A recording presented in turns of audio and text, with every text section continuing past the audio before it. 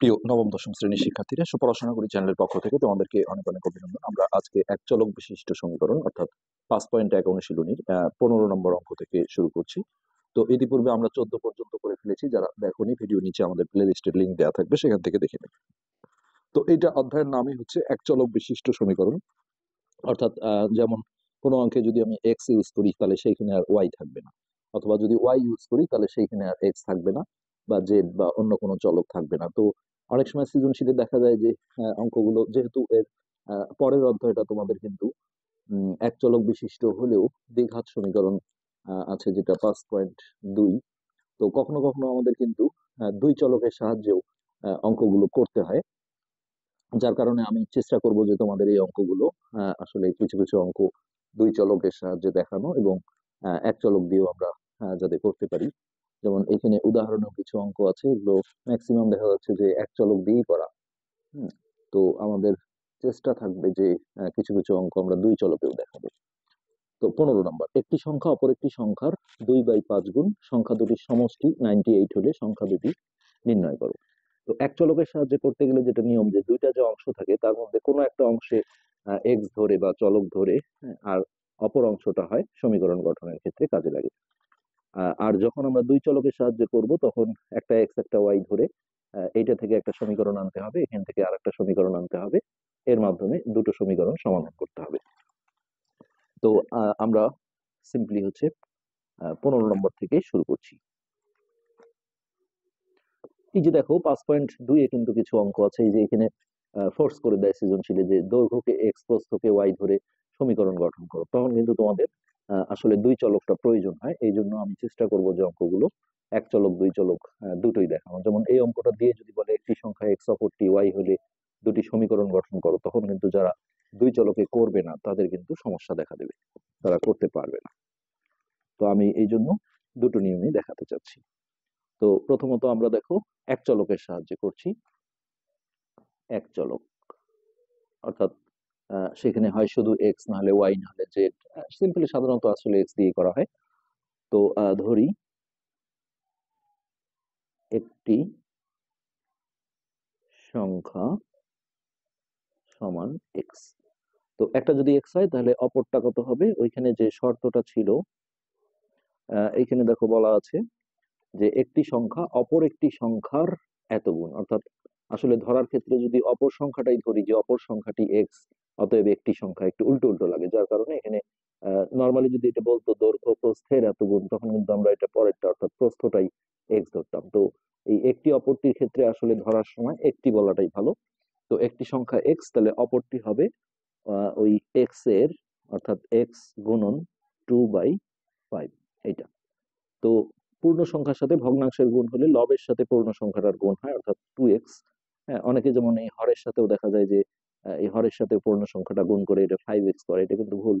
হ্যাঁ, ধরো যে পাটিগণিতের ক্ষেত্রে যদি তোমরা এইভাবে দেখো, এই যে পূর্ণ সংখ্যা যখন ভগ্নাংশের সাথে গুণ হয় এটা কিন্তু উপরে গুণ হয়, অর্থাৎ 5 × 2 = 10, আর নিচে 7টা 7ই থাকে, কেননা পূর্ণ সংখ্যার নিচে একটা ওয়ান আছে।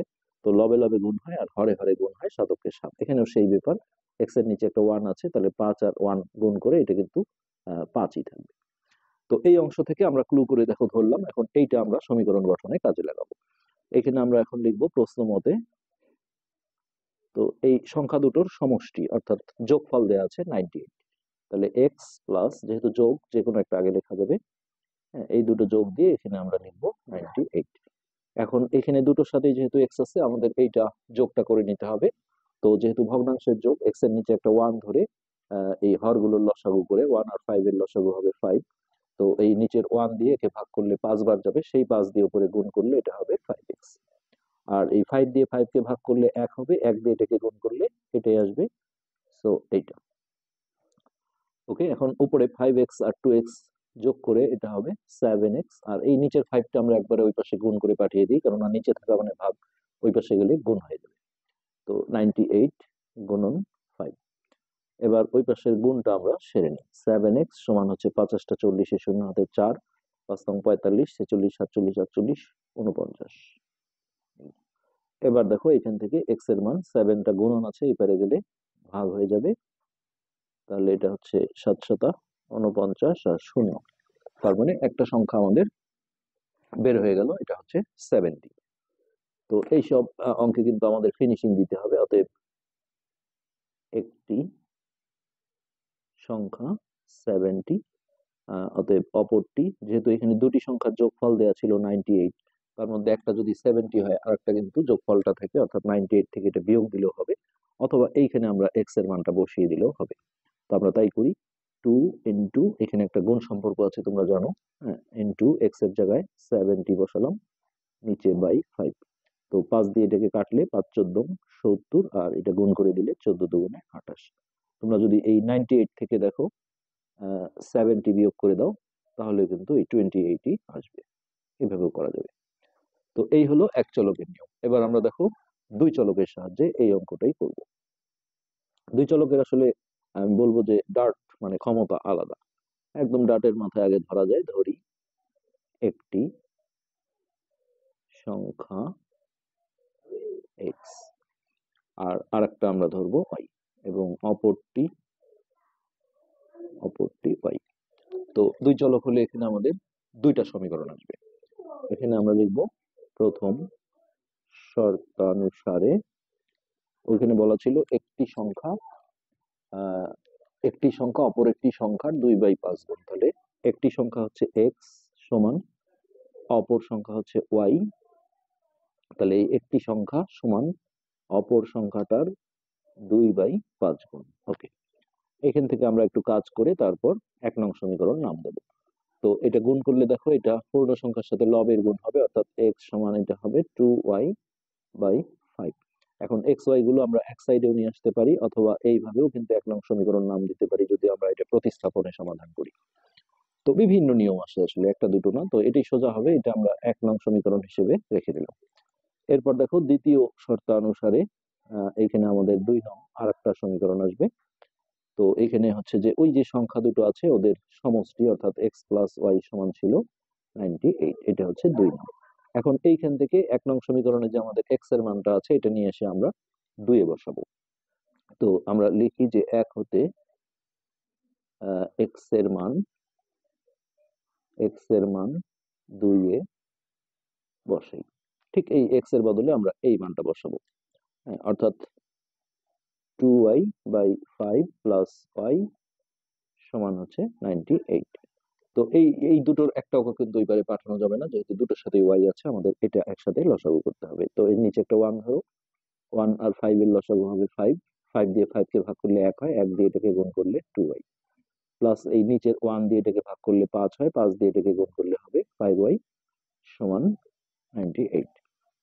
এবার এই দুটো যোগ করে দেখো 7y, আর এইটা আমরা তখন দেখলাম ওই পাশে গিয়ে গুণ হলে এটা হচ্ছে আমাদের 490, বা এইখান থেকে আমরা ওয়াই এর মান 490/7 যদি দেই আমরা, তাহলে এটা 70 পাচ্ছি ওয়াই এর মান। আর এই ওয়াই এর মানটা বের হওয়ার পরে এটা আমরা 1 বা 2 যে কোনো একটা সমীকরণে বসালে কিন্তু এক্স এর মান পেয়ে যাব। তবে এক্ষেত্রে আমাদের বেশি সুবিধা হবে 1 নং সমীকরণে মানটা বসানো।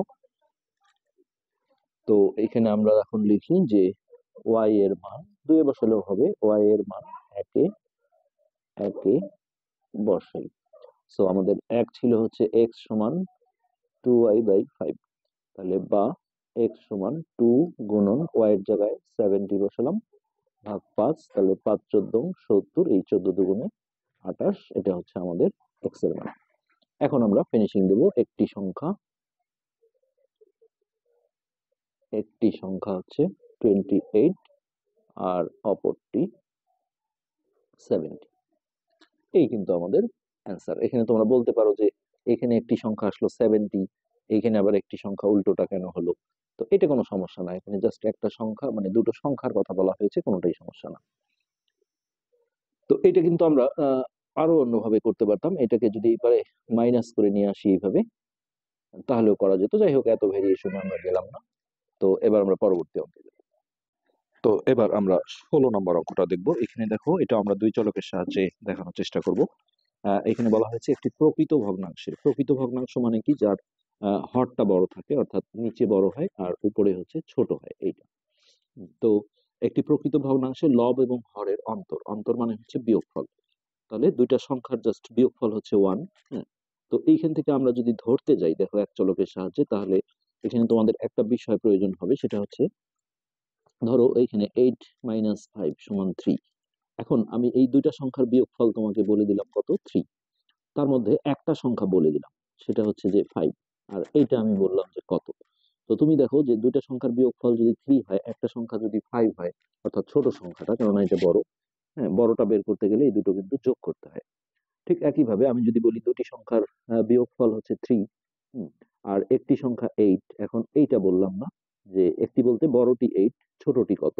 তো এটা বের করতে গেলে দেখো এই 8 থেকে 3 কিন্তু বিয়োগ করতে হয়, অর্থাৎ দুটি সংখ্যার বিয়োগফল থেকে আসলে একটা সংখ্যা ধরলে অপরটা বের করতে গেলে কিন্তু একবার যোগ করতে হয়, একবার বিয়োগ করতে হয়, অর্থাৎ ডিপেন্ড করে যে দুটি সংখ্যার বিয়োগফল যে দেয়া আছে তার সাথে যদি বড় সংখ্যাটা দেয়া থাকে আর ছোটটা বের করতে হয়, তখন হচ্ছে এই দুটো বিয়োগ করতে হয়। আবার যদি দুটি সংখ্যার বিয়োগফল দিয়ে তার সাথে ছোট সংখ্যাটা দিয়ে দেয়, যে এই দুটো দেয়া আছে, বড়টা বের করতে হবে, তখন কিন্তু যোগ করতে হয়। কিন্তু দুটি সংখ্যার যোগফল থাকলে কিন্তু সমস্যা নেই। দেখো দুটো সংখ্যার যোগফল 7, তার মধ্যে একটা যদি 5 হয়, হ্যাঁ, আর একটা বের করতে গেলে আমার সিম্পলি যোগফল থেকে এটা বিয়োগ দিলেই বের হয়। আবার যদি বলা হয় দুটি সংখ্যার যোগফল 7, হ্যাঁ, একটা হচ্ছে 2 আর একটা কত, সেখানেও কিন্তু আমরা এই যোগফলটা থেকে এটা বিয়োগ করলেই এটা বের হয়ে আসে। তো এইটা এখানে মাথায় রাখতে হবে। তো এইখানে যেহেতু প্রকৃত ভগ্নাংশ বলে দিচ্ছে, হ্যাঁ, তো সেদিকটাও আমাদের দেখতে হবে। এখন আমি চাইলে লবকেও ধরতে পারি, হরকেও ধরতে পারি এক চলকের সাহায্যে। হুম। তো যেটাই হোক, আমি যদি লব ধরি তাহলে বুঝতে হবে যেহেতু প্রকৃত ভগ্নাংশ, লবটা কিন্তু ছোট। আর যদি হর ধরি তাহলে বুঝতে হবে যে হরটা কিন্তু বড়, অর্থাৎ দুটি সংখ্যার বিয়োগফল দেওয়া আছে। আর যদি আমি হর ধরি তাহলে বড় সংখ্যাটা দেওয়া আছে, ছোটটা বের করতে হবে, অর্থাৎ লব বের করতে গেলে বিয়োগ করতে হবে, যেটা আমরা দেখলাম। আবার যদি এমন হয় যে আমি লবটাই এক্স ধরলাম, আর এটা হচ্ছে দুটি লব আর হর, অর্থাৎ দুটি সংখ্যার বিয়োগফল, তাহলে হর বের করব। হর হচ্ছে বড় সংখ্যা, আমরা দেখলাম বড় সংখ্যা বের করতে গেলে কিন্তু যোগ করতে হয়। এই বিষয়টা মাথায় নিয়ে কিন্তু এই অঙ্কটা তোমাদের করতে হবে। সো আমরা হচ্ছে যে যদি লব ধরি, ধরি একটু প্রকৃত ভগ্নাংশ কথাটা উল্লেখ করে ধরি। প্রকৃত ভগ্নাংশটির লব সমান এক্স। তো এখন দেখো এই যে এই বিষয়টা আসছে যে 8 - 5 সমান হচ্ছে 3। তাহলে এই যে অন্তর বা বিয়োগফল ওখানে দেওয়া আছে 1। আর যেহেতু প্রকৃত ভগ্নাংশের লবটা কি ছোট হয়, তার মানে এই ছোট সংখ্যাটা দেওয়া আছে, অর্থাৎ এখন আমরা হর বলতে এখানে বড় সংখ্যাটাকে বুঝবো। যেহেতু লব আর হরেরই বিয়োগফল 1, তার মানে দুটি সংখ্যারই বিয়োগফল 1। তাহলে এখন আমাদের বলতে হবে প্রকৃত ভগ্নাংশটির হর। তো হর কিন্তু বড়, তাহলে ছোটটা দেয়া আছে আর বিয়োগফল দেয়া আছে, তাহলে এই বড়টা অর্থাৎ হরটা বের করতে গেলে তোমাদের কাছে মনে হচ্ছে এখানে তো লব হর নেই, কিন্তু আসলে লব আর হরের যে বিয়োগফল বলেছে 3, এটা মানে তো আসলে লব হর তো দুটো সংখ্যাই। হ্যাঁ, তো সেক্ষেত্রে এখন হর বের করতে গেলে যেহেতু বড়, হ্যাঁ, তার মানে কি কি যোগ করতে হয়, বিয়োগফলটা আর হচ্ছে ছোট সংখ্যাটা। তাহলে এখানে বিয়োগফল হচ্ছে 1, আর ছোট সংখ্যা বলতে লব, অর্থাৎ 1 + x, অথবা যোগের সময় যে কোনো একটা আগে লেখা যাবে x+1, এইটা। আবার যদি কেউ বলো যে আমি হরটাই ধরবো, দেখো এটাও দেখাই যে হর যদি এক্স ধরো, হ্যাঁ, তাহলে লব বের করতে গেলে তখন চিন্তা করতে হবে যে লব আর হর, অর্থাৎ দুটি সংখ্যার বিয়োগফল দেওয়া ছিল 1, আর প্রকৃত ভগ্নাংশের হরটা যেহেতু বড় হয়, অর্থাৎ এখন এটাই দেওয়া আছে আর এটা দেওয়া আছে, তো ছোটটা মানে লব বের করতে গেলে, ছোট সংখ্যাটা বের করতে গেলে তখন কিন্তু যেটা করতে হবে, বড় সংখ্যা বিয়োগ বিয়োগফল, অর্থাৎ 8 - 3 করলে 5 আসে। তো এইখানে তখন বড় সংখ্যা বলতে ওই হরটা বুঝতে হবে বড়, হ্যাঁ, বিয়োগ বিয়োগফল। এখানে যদি 1 - x দেখো তাহলে কিন্তু ভুল হবে, আর যোগের সময় যে কোনো একটা আগে লেখা যাবে। তো এই হলো অঙ্কটার মূল ফ্যাক্ট। এখানে আমরা একটা লাইন করে রেখি, তাহলে আমাদের এক্স এর মান বের হলে অ্যান্সারটা বের করতে সুবিধা হবে। এখানে আমরা লিখবো ভগ্নাংশটি উপরে থাকে লব বাই নিচে হচ্ছে হর, x+1। তো এইখানে কিন্তু কাটাকাটি করা কোনো সম্ভব না, প্লাস মাইনাস যুক্ত থাকলে উপর নিচ কাটতে গেলে একদম চিহ্ন সহ একই রকম হতে হয়। এইটা। তো এই অংশ থেকে আমরা যেহেতু ধরলাম এক চলকের নিয়ম এটা, তাহলে এই এই পাশ থেকে আমাদের সমীকরণটা হবে। তো এখানে আমরা লিখি, আমরা দুই চলকটাও দেখাবো। প্রশ্ন মতে এখানে বলেছে লব থেকে 2 বিয়োগ, তাহলে লব কত, এক্স, তাহলে এই এক্স থেকে 2 বিয়োগ, এবং হরের সাথে 2 যোগ, তাহলে এই যে হরটা আছে এই হরের সাথে হচ্ছে 2 যোগ করলে যে ভগ্নাংশটা পাওয়া যায় তা হবে 1/6। এই কথাটাই তারা এখানে বলেছে। দেখো লব থেকে 2 বিয়োগ এবং হরের সাথে 2 যোগ করলে যে ভগ্নাংশ পাওয়া যায় সেটা 1/6 এর সমান। বাস, আমাদের সমীকরণ কিন্তু হয়ে গেছে। এবার উপরে x - 2টা আমরা ঠিক রাখলাম, আর এইটা যোগ করে হচ্ছে 3। সো x + 3 সমান হচ্ছে 1/6। এবার আমরা দেখো আর গুণন বা কোণাকুণি গুণ করব, এই কোণার সাথে এই কোণা আর এটার সাথে এটা, যে কোনো এক কোণা আগে গুণ করা যায়, তবে যে কোণায় আসলে বড় এক্স আসে সেটা আগে করলে সুবিধা হয়। যেমন এটা দেখো 6x হবে, তো 6x মাইনাস এটাও গুণ পাবে, 6 × 2 = 12, আর এটা 1 এর সাথে গুণ করলে আসলে এরকমই থেকে যাবে। এবার আমরা এক্স গুলো এক সাইড করি, তাহলে 6x আর ওই এক্সটা এই পাশে আনলে মাইনাস হয়ে যাবে, আর -12টা ওই পাশে গেলে প্লাস হয়ে যাবে, যে কোনো একটা আগে লেখা যাবে 3 + 12। তো এটা বিয়োগ করে আমরা পাবো হচ্ছে 5x, আর এটা যোগ করে 12 আর 3 15। এইখান থেকে দেখো x সমান 15, 5টা গুণন আছে এপারে এসে ভাগ হয়ে গেলে 3 × 5 = 15। সো এইখান থেকে আমরা x এর মানটা পেয়ে গেলাম।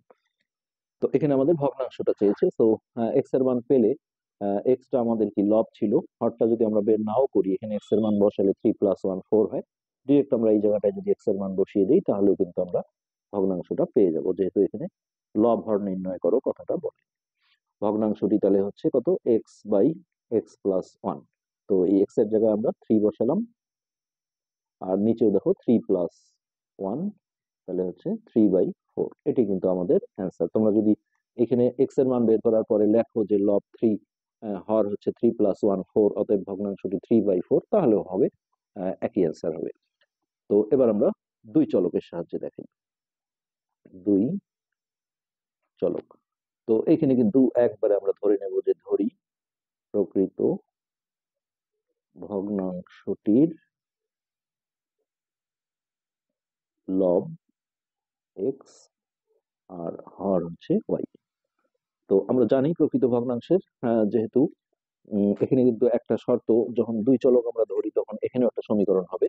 তো লব আর হরের অন্তর অর্থাৎ বিয়োগফল যেহেতু 1, তো যোগের সময় সমস্যা না, যে কোনো একটা আগে লেখা যায়, বিয়োগফলের সময় আমি আসলে x - y লিখবো না y - x লিখবো, সেটা কিন্তু একটা বিষয়। তো প্রকৃত ভগ্নাংশের যেহেতু হর বড় হয়, এখানে একটু লিখে দিতে হবে যে এখানে এই ওয়াইটা অর্থাৎ হরটা বড়, হ্যাঁ, কার চেয়ে, লবের চেয়ে।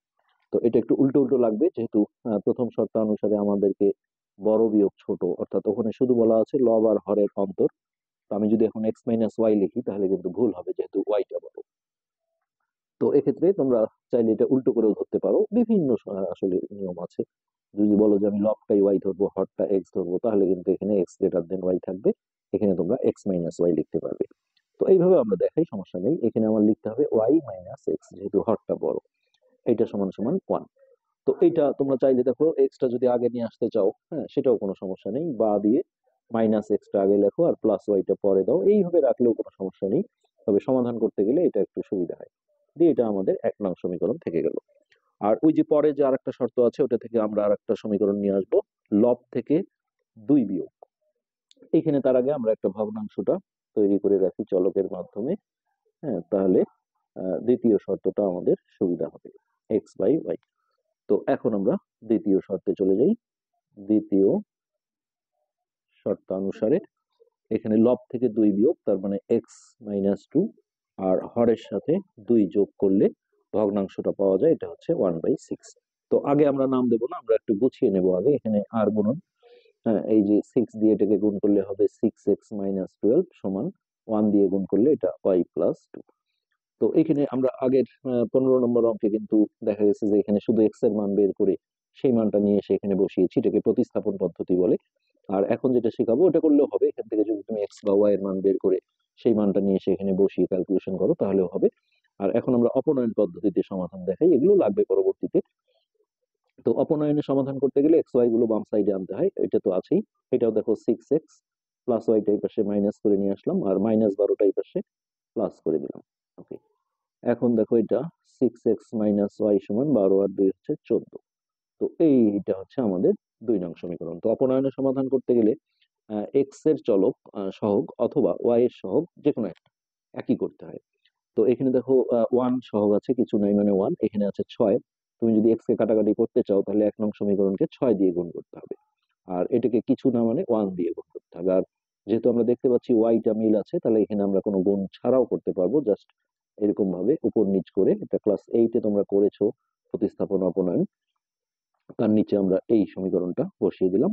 আর যদি কেউ গুণ করে করো যে আমি এক্স কে কাটাকাটি করতে চাই, 1 নংকে 6 দিয়ে গুণ করবো, তবুও হবে, কোনো সমস্যা নেই। তো এই হলো 14। এবার দেখো যখন দেখা যায় একটার আগে প্লাস আছে একটার আগে মাইনাস আছে, এটা কিন্তু ক্যান্সেল হয়ে যায়। তখন আমরা এই জায়গাটায় লিখি যোগ করে, কারণ আমি যদি বিয়োগ করি তাহলে কিন্তু এই চিহ্নগুলো পরিবর্তন হয়ে যায়। যখন দেখো এটাও প্লাস এটাও প্লাস অথবা এটাও মাইনাস এটাও মাইনাস, তখন আমরা এখানে বিয়োগ করে লিখে নিচে চিহ্নগুলো চেঞ্জ করে, হ্যাঁ, একটা চেঞ্জ করলেই তখন প্লাস আর মাইনাস কাটা যাবে, এইভাবে করতে হয়। তো এটা ক্যান্সেল হয়ে গেল, আর এটা ভিন্ন চিহ্ন বিয়োগ হবে, বড় সংখ্যার আগের চিহ্ন আসবে অর্থাৎ 5x। আর এই পাশে 14 আর 1 15। এইখান থেকে দেখো আমরা x এর মানটা পেয়ে গেলাম 15/5 অর্থাৎ 3। তো এখন এই x এর মান আমরা 1 2 যে কোনো একটাতে বসিয়ে দিলেই y পেয়ে যাব। তো আমি একেই বসাচ্ছি, x এর মান একে, মানে 1 নং সমীকরণটা একটু ছোট আছে, তাহলে বসি। তাহলে 1 নং ছিল -x প্লাস y সমান 1। তো x এর জায়গায় আমরা 3 বসাবো, তাহলে এটা হচ্ছে -3 প্লাস y সমান 1, বা y সমান -3 টাই পাশে আসলে প্লাস হয়ে যাবে 1 প্লাস 3, তাহলে y এর মান হচ্ছে 4। ওকে, আমরা এই যে ভগ্নাংশটা ছিল x বাই y, এইখানে x আর y এর মানটা বসিয়ে দিলে অ্যান্সারটা কিন্তু পেয়ে যাব। তাহলে ভগ্নাংশটি প্রথমে লিখি x বাই y সমান, x এর মান হচ্ছে 3 আর y এর মান হচ্ছে 4। সো সিম্পলি এটাই আমাদের অ্যান্সার। আমরা এক চলকের সাহায্যে দেখলাম। আসলে বিভিন্ন নিয়মে করলে তোমাদের সৃজনশীলতার বিকাশ ঘটবে। আর অনেক সময় আসলে সৃজনশীল কোশ্চেন গুলোতে আমরা দেখালাম তখন যে বলেই দেয়, এই অঙ্কটাও দিয়ে বলতে পারে যে যদি লব এক্স হয় হর ওয়াই হয়, তাহলে তোমরা হচ্ছে যে দুটো সমীকরণ গঠন করো, তখন কিন্তু তোমাদের এই নিয়মটা ছাড়া করা যাবে না। আর যদি ওইরকম বাই ফোর্স না করে, তাহলে তোমরা এই দুইটা নিয়ম যেটা দেখালাম এক চলক, এটা ছিল আমাদের এক চলকের সাহায্যে, আহ, সেক্ষেত্রে তোমরা যে কোনো একটা নিয়মে তখন করতে পারো। তো আমরা যেহেতু আসলে দুটো করে দেখাচ্ছি, যার কারণে আমাদের সময় বেশি যাচ্ছে, আমরা আজকের পার্টে 15 আর 16 এই দুটো অঙ্কই সলভ করলাম। পরবর্তী পার্ট তোমাদের দেখার আমন্ত্রণ রইল। আর তোমাদের কাছে রিকোয়েস্ট, ভিডিওগুলো যদি ভালো লেগে থাকে অবশ্যই চ্যানেলটা সাবস্ক্রাইব করবে, ভিডিওতে লাইক কমেন্ট করবে। আমি এটা সবসময় আসলে চাই না, কিন্তু দুঃখ লাগে যখন তোমাদের কোনো রেসপন্স পাই না। একটা ভিডিও করা আসলে অনেক কষ্টের, এই বিষয়টা তোমাদের বুঝতে হবে। আজকে এখানে শেষ করছি, ধন্যবাদ।